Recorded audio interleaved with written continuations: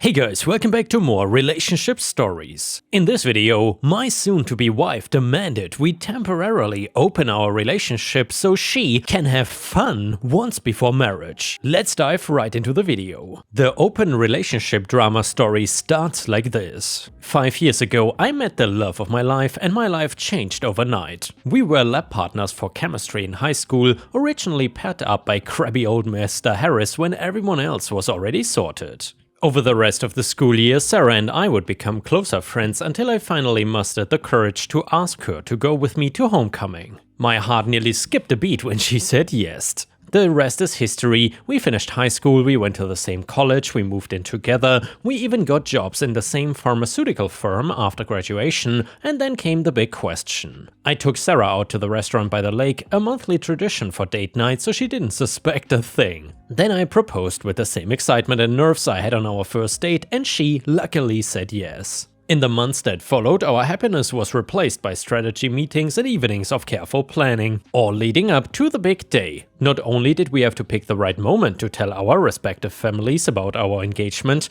but I also had to consider who would or would not be on the guest list. As a little more context, we both come from pretty big families with a handful of brothers and sisters on both sides. And with that in mind, we knew there would be no chance of getting everyone together, even if a miracle occurred and all their schedules lined up. No way, not possible, so with careful consideration, we managed to cut the numbers down to our parents, our close relatives, and a couple of friends only. Sarah had the cunning idea of asking friends to help us set up the venue and managing the big day, a pay-for-their-seat scheme essentially. With 2 weeks to go, Sarah and I decided we needed a break from the stress of management, so instead met our friends, aka the wedding staff, on a night out. The evening was a blast and it really helped us all unwind. Sarah especially, who was getting caught up with a few of my old college friends after not seeing them in years. Despite our best intentions, wedding talk did slip into conversation from time to time, but it only made us more excited and impatient for it all to be over.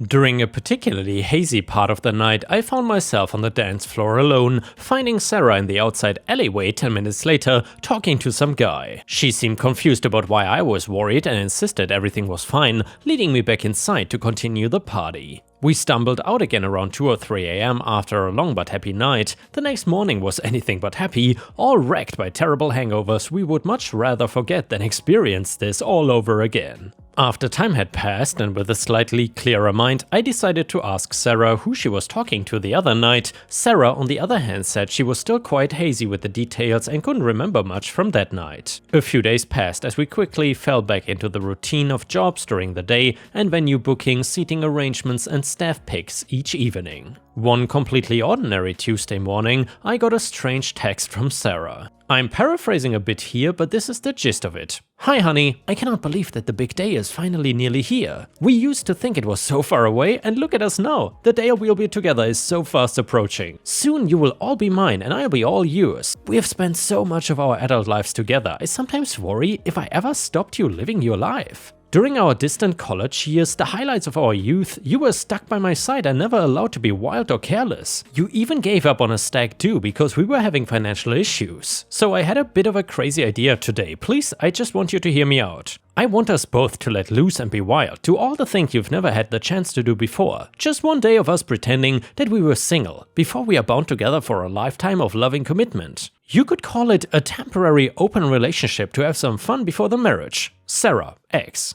I stared at my phone blankly for a while, reading the message over enough times that a coworker came over to poke fun at my odd behavior. I quickly hid my phone, only making myself looking even more suspicious as I went back to work. Under a strict environment, I had to wait until my lunch break to reply, but that did not stop Sarah's words ringing in my head. I had never thought about it before, what being single meant, that is. I was perfectly happy with my life with Sarah and always thought she had felt the same way. Her offer made me feel uncomfortable, so after a few discarded drafts later, I replied with heartfelt commitment and kindly refused her offer. I was still getting dinner ready when I heard the front door open. Sarah came in, passed through the kitchen, and went upstairs without a word. I thought nothing strange of it at first, assuming she had a bad day or was focused on something else. When she came downstairs, she ignored me again, sat on the sofa, and began to watch TV.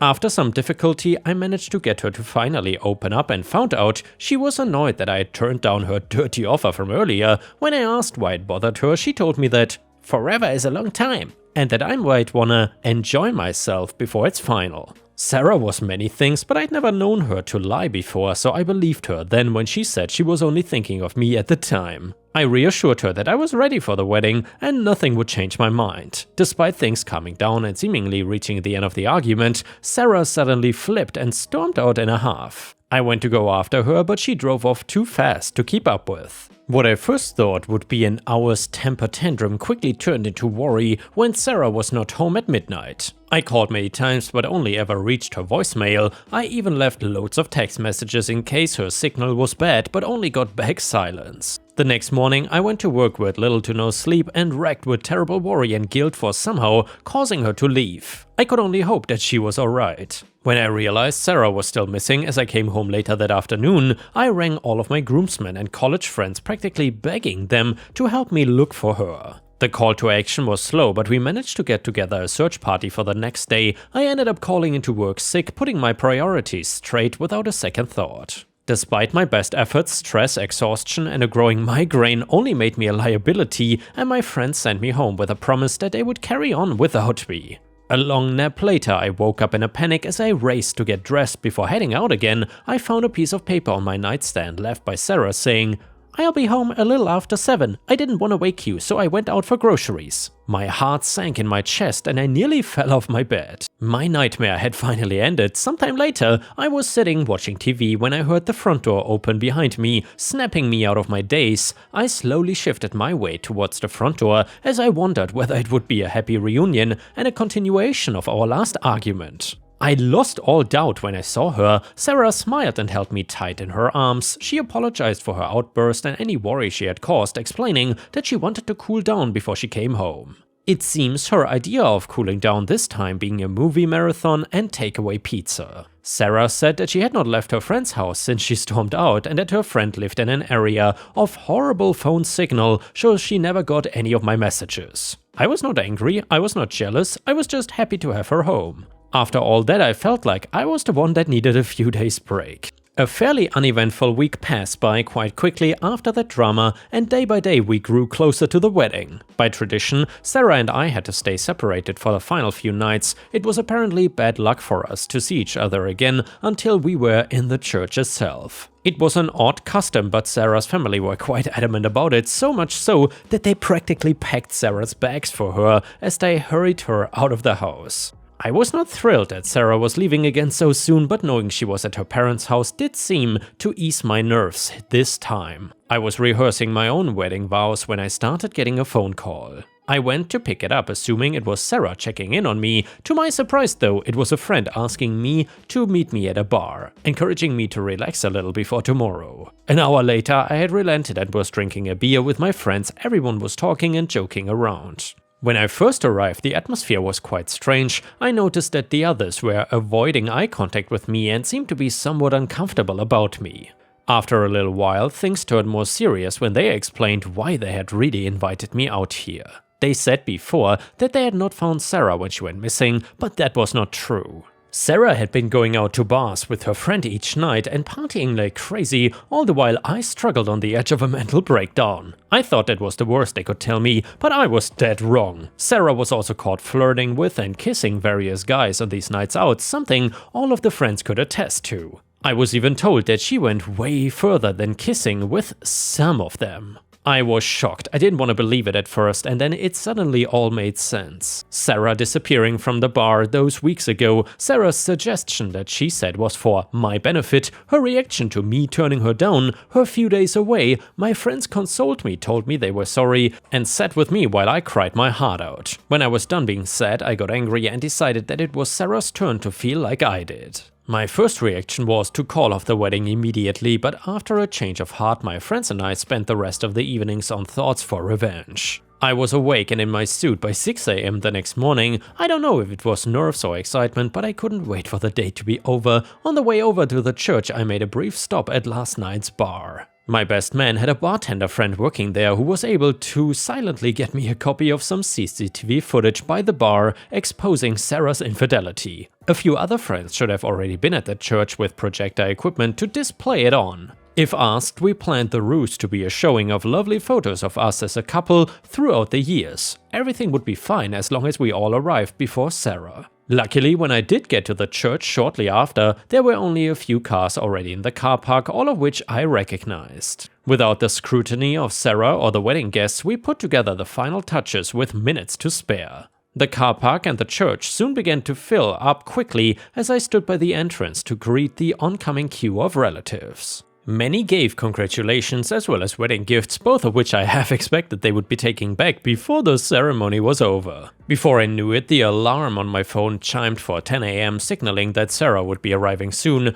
It was time to start the plan. I took my place by the altar, the center stage of today's performance, and waited. A decadent white limo swung into view and pulled out alongside the wide open entrance of the church. The door slowly opened, outstepping Sarah's mom and then the bride herself. Sarah wore a stunning white dress that resembled the waves of the ocean, stretching in long layers of fabric that she dragged along the ground behind her. The traditional music kicked off, and for the slightest moment I felt a sting of hesitation in my revenge, and I nearly ended up falling for her charms. My best man could see me faltering and grabbed me tightly by the shoulder. To anyone else, this action could have been him congratulating me, but it was more like him telling me to stay strong and stick to the plan. I played along and smiled, spoke sweet words Sarah wanted to hear, and got ready. When it came time to exchanging vows, I was preparing my notes when Sarah started first. I was surprised at the initiative, but it did nothing to change my mind. With a nod to my team, the projector was readied as I said my piece. I have loved you ever since I first laid eyes on you from across the classroom. Over the years we have disagreed, argued, struggled, but always found a way to come back to each other. I believe that would not break us, it would only make us stronger. The video flickered to life behind me, which is why I want you to know your choice to betray me, sneak away into the night, and cheat on me days before this wedding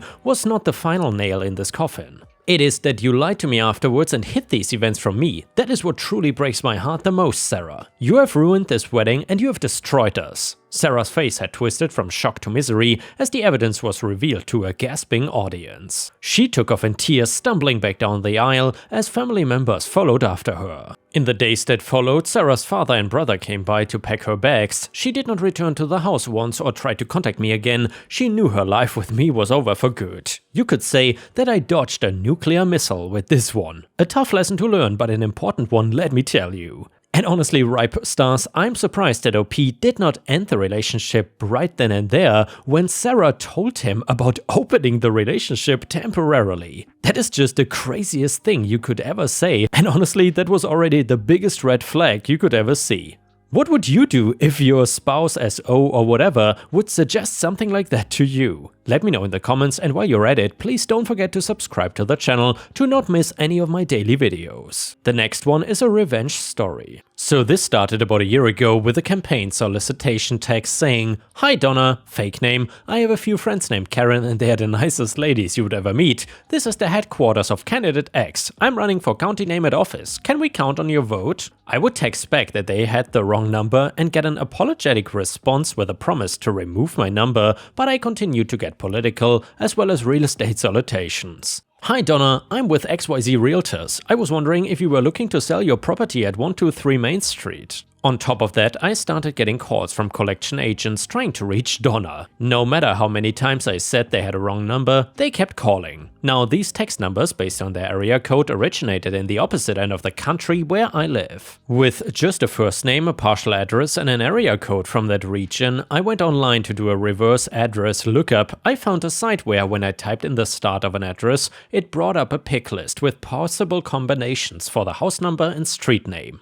I found an address that was in a town that was part of the area code where the texts came from. Sure enough, the information pulled up Donna's full name, her full address, and cell phone number. So I sent her the following text. "Hello Donna, you don't know me, but you apparently know my number. Please stop giving it out to solicitors, collection agencies, companies, and campaigners. Thanks to online research, I have your name, address, and phone number. So I will say it again, stop giving out my number." I don't know if this emboldened her because the texts kept coming, so I simply forwarded them to her and texted, "Whenever I get a solicitation in your name, I'm gonna forward them to you." In addition, I would text solicitors back and provide them with Donna's correct cell number. I've not received a solicitation text ever since. As for the collectors, I have an app on my phone that converts text to speech so that I don't have to talk directly with robocallers and the like. Since I can preload text replies, I created one regarding Donna, so whenever I got a collection call looking for Donna, I provided this automated response. You have the wrong number. This person, Donna X, has been giving out my phone number to deflect collectors from contacting her. I don't know her or even live in her state. However, I managed to get some information about her thanks to some online research. Her correct phone number is XYZ. The collection calls have since stopped as well, so Reddit, was I wrong to contact Donna and put her on alert? Or should I have just discreetly passed her number off to those trying to reach her? And yeah, Ripe Stars, I'm not sure if OP is the a-hole in this story or not, but let me know what you think about it in the comments. Anyway, the next one is a story from r/amIthejerk, and it is about a restaurant incident. My friend Jack and I, after a long stressful week, like to go to the local pizza place. It's not fine dining by any stretch of the imagination, but there are booths and tables of people sitting down. I see a large table near us of like 10 people, a few couples and a bunch of small kids between like 4 and 8. The kids are running around the restaurant being loud while the adults are drinking wine and eating pizza. I ignore the commotion for like 20 minutes when suddenly I feel like a hand on my leg and one of the little kids is crawling under Jack and my table. I was not thinking and snapped at the kid and said, "Get away from our table!" And the kid ran away and burst into tears. One of the parents at the other table came over and started tearing into me about how cranky and mean I was and how dare I yell at her kid who was just playing. Meanwhile, her and the other middle-aged 40-something parents are letting their kids run amok and be loud and obnoxious while my friend and I are trying to enjoy a night out. I ripped her a new one and said, "How entitled do you need to be to think it's okay to let your kids just crawl under other people's tables?" She called me an a-hole and walked away in a huff. And yeah, Ripe Stars, let me know what you think about this. Do you think that OP is the a-hole for yelling at the kid or not? Personally, I would say OP was definitely not the a-hole, and these parents clearly failed to establish boundaries for their children. And I mean, if you're unable to establish these boundaries, then someone else might scream at your kid. That's just how it is. Anyway, one comment said, "Not the a-hole, her exhaustion, boundaries and parental philosophy create no obligations for you. Your personal space was invaded, you reacted to repair that." Comment number 2, "Not the a-hole, you're not in a jungle gym and your table is not a play space." Comment number 3, "Not the a-hole." People who don't scold their kids should not be surprised when their kids get scolded by strangers, especially if they are just letting their kids go around and invade people's personal space. You did not do anything wrong, and the mom and all the rest of those parents are all major a-hole. The next one is titled, "Greedy relatives screwed me over and I got revenge." Now that I came back from the notary about an hour ago, I can finally close this chapter of my life. So here it goes. I would like to start with the fact that I live in Russia and I'm not a good storyteller. And by the way guys, this story is like 7 years old or something, so it has nothing to do with the current events. Anyway, if you have any questions, please let me know, I'll try to clarify. So it all begins about 3 years ago at my grandma's funeral. She passed away at the age of 73, leaving behind 3 sisters, one of which ended her own life a long time ago, a plethora of grandkids and quite a lot of real estate. When the paperwork tsunami regarding inheritance started, something began to smell fishy. My alive aunt was extremely hesitant in giving us the death certificate. This would allow us to start filing for inheritance. Things started to get complicated and confusing, so I had to take over all the paperwork and to help my mother out. I then find out that the apartment my grandmother lived in for some reason no longer belonged to her, but was signed off to the kids of my aunt. Upon further inspection, I realized that most of my grandmother's belongings were signed off to my aunt long before my grandmother's death. First, I decided to speak to my mom. She told me that on the date the papers were signed, my grandmother was already in pretty bad shape. Dementia and Alzheimer's had already gotten the best of her, and she was not legally able to sign them. So then I decided to go to my aunt, still not wanting to believe that she screwed us over.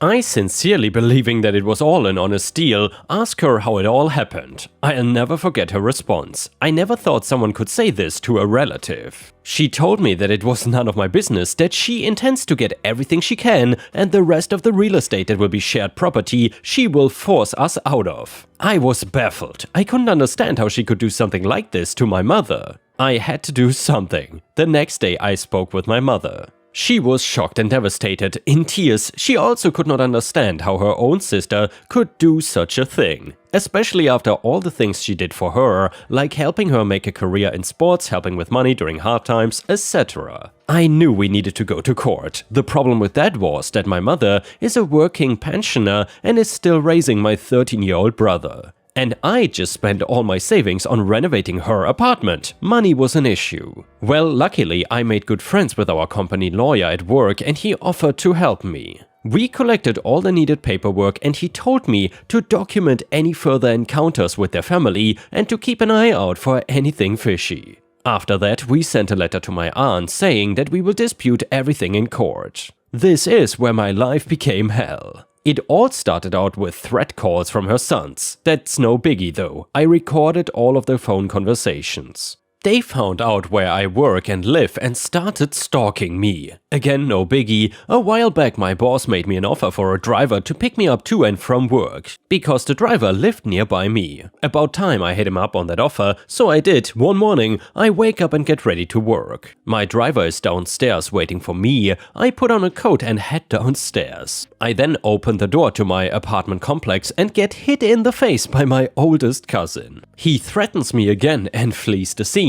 The driver runs up, helps me up and tells me that it was all recorded on the car's front camera. Then calls my boss and takes me to the hospital. The next day, I take the video and all of the phone conversations to the police. They accept everything. When the police contacted my aunt searching for her son that punched me, she was livid. She called me and spat threats in the phone. I reminded her that her son is already in trouble for threatening me. She hangs up and about a week later I wake up in the middle of the night from loud banging on my door. As I'm walking to the door, it gives in and flies open. Two large men walk in, stating this is now their apartment as well. Handing me the papers, they said, "If you want to remain healthy, you should pack your stuff and go." I then call the police. Police comes, checks the paperwork and it's totally fine. It turned out my aunt hired professional, let's call them professional inconveniencers. They make money by forcing people to move out of shared homes. She gave them a part of her right of ownership and they were legally allowed to move in. The next 3 months I routinely had to pick my door because they kept changing the locks. I had to deal with constant loud music, dirt and filth in my own house, and barely any sleep. After 3 months they gave up and left. Seeing that this didn't work, my cousin family decided to desperately F with me. One night, one of them walked into my apartment complex and started spraying pepper spray at my door to try and lure me out. Unfortunately for him, I was cleaning the house and doing some minor work after the goons they hired. All of my doors were pretty insulated with rags and towels to prevent concrete dust flying everywhere. I barely smelled the pepper spray. Court was due the next day. I barely convinced my mother to ask for her sister to be eliminated from inheriting anything. After I showed the court video and audio of them threatening and assaulting me, it was finally done. The court ruled in our favor. Upon returning from court, I went to the police to tell them about the pepper spray incident. I was rushed into a room and questioned. It turned out my elderly neighbor died from lung complications caused by the pepper spray. So here I am today, just returned from the notary, where my mother signed all the real estate to her name. I got a significant amount of money for assault and threats, and my piece of crap aunt is left with her tiny apartment and a son in prison for assault, threats of violence and homicide. Her second son was fired from the rescue team and is no longer able to work for any government or social structures. And he does not know how to do anything else. They are bankrupt and it serves them right. Update to the story: there still seems to be confusion about how my aunt got the goons in, so I'll try to explain. Well, basically, you have what's called a right of ownership. Before my grandmother's death, she was the sole holder of the right. After her death and some manipulation from my aunt got about 3/4 of the right of ownership and my mother got 1/4. Now, you can do anything you want with the right, you can sell it, give it away, etc. Anyone holding the right has the legal ability to use the apartment and house. My aunt gave the goons a tiny portion of her right so they could freely and legally enter and live. And yeah, ripe stars, let me know in the comments what you think about this revenge story. This is exactly one of those crazy revenge stories that I would imagine can only happen in Russia. And yeah guys, if you cannot get enough of my content, please don't forget to check out my podcast by searching for Ripe Stories on all major podcast platforms such as Spotify, Apple or Google Podcasts. Furthermore, you can find bonus content by going to patreon.com/ripeyoutube or by clicking the join button here on YouTube. For a small monthly fee, you will get access to dozens and dozens of exclusive videos you won't find anywhere else. Thank you so much for watching, and I hope to see you again tomorrow.